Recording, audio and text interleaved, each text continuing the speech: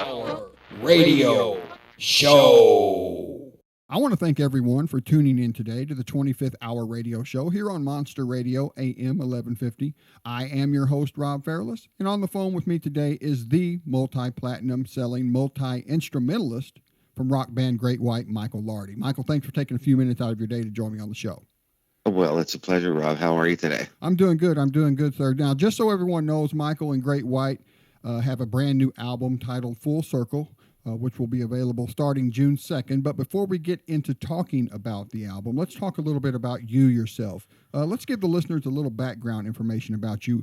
What was it about music that sparked your interest enough that you wanted to learn to play yourself? And what instrument did you first start off on?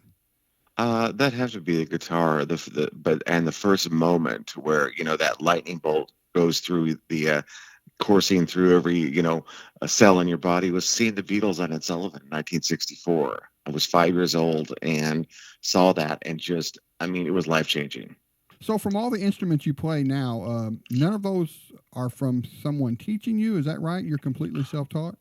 Yeah, I took a few guitar lessons when I was maybe 11 years old, and when my folks had realized that I was just in there jamming with my teacher, they went, yeah, if you can learn these songs by yourself, you'll save a lot of money. Huh? Right. So, it was one of those things. So when I was about 15 and a half, sat down on the piano and I wonder if I can find the notes that are in this guitar chord and make the same chord on the piano, and kind of, figured that out. And everything has kind of been, just trial and error, just working with something in a very, quiet way. And it's allowed me to, keep pushing myself. Well, maybe that mandolin would sound good on a Great White song. Maybe I can learn that, so it's always kind of been like that. Now, do you still own any of your first instruments? The closest I have to any of my first instruments are a 1973 Les Paul. And what made you hang on to that besides it being a 1973 Les Paul? Well, I wish I would have hung on to my 1966 ES330 Gibson, the semi-hollow body. I wish I still had that. But, when you're 14, 15 years old, you don't really realize what you have. But I think the Les Paul was one of my first, probably the first guitar that was, you just held it in your hand. You just knew that was something special. And over the years, as you started to play, you started to realize that, well, there's a different sound if I get this Telecaster, but I still want that sound from my Les Paul. So that's when I think you start to become cognizant of, multiple instruments, different types of guitars, or things you want to keep in your arsenal. So I'm reading here, before you actually became part of the band Great White, you were already pretty successful for recording other artists. Now, how did one career lead into the next? How did you end up as a full-time member of the band Great White? Well, I was always interested in the engineering aspect and learning about production. I think probably one of the first times I remember that I was probably 13. Obviously when we all had albums during the 70s, you could read who did what. And, as a musician, you really pay attention to credits on records. And I started to listen to, okay, what makes that guy who produced that record different than that guy? And it kind of, I always thought learning engineering was going to be something that was going to help me with my own music, going forward. So I kind of came up at the same time, having an interest in engineering for about the time I was 14. And when I was 19, I moved to LA from Northern California. And the first gig I got was in a studio. And eventually the second studio I worked in, Great White came in to record their first album for EMI in 1983. And at that point, struck up a friendship with them. And on that particular record, I ended up doing some background vocals because they found out I could sing. And, this led to that, and found out I played guitar and keyboards. And by 85, I was performing with them. And by late 86, we were writing material for the One Spittin' record. And we went in to start to record. And they all said to me, well, you're in the band now. And I said, cool, So it wasn't anything I was like grabbing for or shooting for. It was a very organic happening.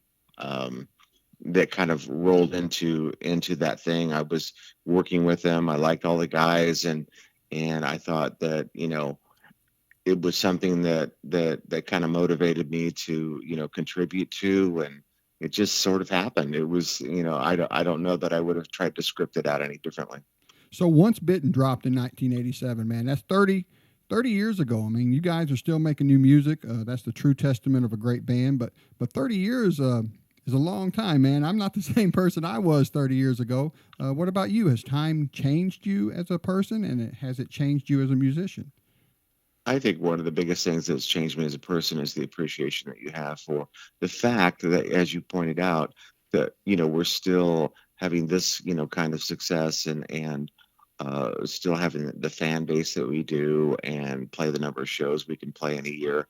I mean, I can only speak for myself, but I have a feeling that we're all very, very blessed that we wake up every day and go, do you realize we still get to do this and people still want to come see us?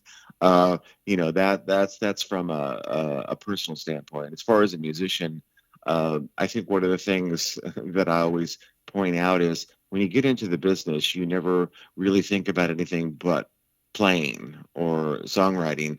So that's the most important thing in the world. And as you achieve success over time, there are other things that kind of pull at you. There's family, there's life, there's you know, things that can be, derogatory in terms of your forward motion as a musician or a person. And eventually you stay in the business long enough that you actually become a musician again.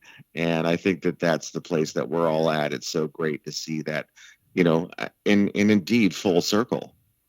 Now, at this point in your career, has it gotten tougher on you to be out on the road so much? I mean, I'm sure as a band you must keep weird hours, or am I completely off base on this? And the constant work and Well, travel, keeps you healthy. one of the things that has changed, obviously, from back in '87 when you're doing 10 weeks in a row, 5 shows a week, 4 times over a year period. We do about 45 to 50 shows a year, and they're all fly dates now. So, for example, we've got some dates coming up. We got a date in Houston on the 22nd of June. We have a travel day on the 23rd, and then we play again in close to Midland, Texas on 24th. So we rent the back line, wherever we go to. We bring our guitars with us. We fly to each city.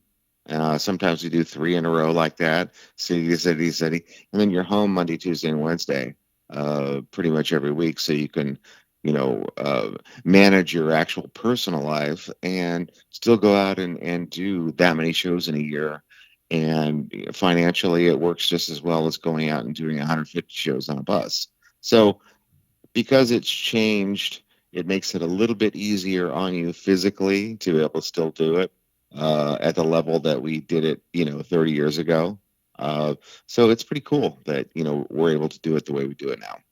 So when the fans come to see a Great White concert these days, of course they expect to see and hear you perform all your biggest hits from the past. But let's see here. You released Elation in 2012, and you're about to release Full Circle next month. Do you find that fans are wanting more of the new stuff in your set list? I mean, is it difficult to do that as well as keep your classics as part of the show?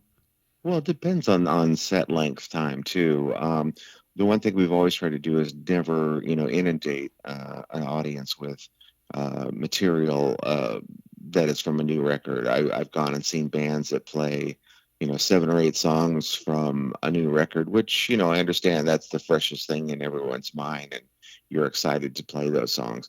But at the same time, I mean, would you have a career 30 years later without having, your classic songs? So it's a balance. So I think what we try to do is put a couple uh, at a time, for a month or 2 months, and then switch them out to a couple different ones, and just kind of give people the idea of what the record's all about, with still retaining, all our classic tunes that obviously people come to see. And it's always an interesting question. Are you tired of playing those songs, from 87, 89, 91, so on and so forth? And you have to say, well, that time you play Rock Me in front of that group of people is different than any other time you've ever played that song. So to me, that's the place I reside in that keeps, the classic tunes fresh. But we're looking forward to playing the new stuff for sure. So let's talk about the new stuff, the new album, Full Circle. Does the title give us a hint of what the sound of the album is like? Well, it's definitely sounds great white. If you like Once Bitten, Twice Shy, Hooked, Sail Away, Psycho City, if you like all of those albums, there's a little bit of that throughout the record. And that's what I like about this record is it is so diverse in that every track sounds very great white, but feels um, the sense of the songs. It kind of is a look into all the different types of styles that we as a band do, and I'm real happy about the way that turned out. Now, do you have your own personal favorite tracks on this album? Well, I'm sure they'll change from month to month. Right now I'm digging on Cry of a Nation. I'm all right. Obviously, the single "Big Time" that we're putting out there first is quintessential Great White. When you listen to that has you know, you hear the first 10 seconds of that, you go, I know who that band is. Yeah. Now, for sure, something we didn't have 30 years ago was social media, where you can get instant feedback on anything nowadays. Are you getting any type of response from your fans about the new album on social media? We haven't really got a whole bunch from the fans yet because it's not actually released. A lot of people in the press that have had copies to review just says, that it sounds so much like classic Great White, and it's so easy to get next to right off the bat. You're not looking like, what were they trying to do? Why did they go in that direction? You just hear it and you go, yeah, that's my band, Yeah. which in a way is cool, and it fits into the whole idea of the full circle thing. Now, do you yourself do social media, or do you just let the band itself represent you in that platform? Well, we do. I've gone back and forth over the years, having connections with it. It's always interesting to try and keep it in a business sense as opposed to a personal sense. You have to weigh that whole idea of the fans. It's a different time. I mean, the fans can get closer to you than they ever had before. Uh, but obviously, we work really hard on making sure that everybody goes to our website, goes to our Great White page, goes to our Great White Twitter account. Those are things that it's like we always feel like our strongest thing about what we put forth is the band thing. So to know us is to know our band. So that's what we work very, very hard on. So, real quick here, before we start to wrap things up, you guys have shared the stage with some of the biggest names in rock music. Are there certain bands out there that stand out that you've really enjoyed playing with over the years, and are there bands you still want to share the stage with? Yes, they still want to share the stage with is a pretty short list. The band that obviously comes to mind for me is Aerosmith. It's just has always worked out that we've never had the opportunity to uh, play a festival with them or this show or that show. We've always ran into them over the years. Um, so I mean that would be one that would come to mind. As far as bands that we played with have been great, you know, uh, without a doubt. We've always had great experiences. Whitesnake, bless them for taking us out for 10 and a half months at a very pivotal point in our career. Um, that basically took us from Shot in the Dark. It sold around 80,000 copies to, at the end of the Whitesnake tour, we were 1.5 million with Once Bitten. We basically went from, obscurity to, being in the mainstream. So I'm always incredibly grateful for that. Had a great experience with Tesla. Um, the Scorpions were fantastic to us. They always looked at it as, this is a show, guys. So we're going to give you full power, full lights. We want to give people a full show. So I always remembered that. It's like, if you're confident about what you do as a band, whether you're an opener or a headliner, just treat the whole experience as a show for the fan, because that's why we're there.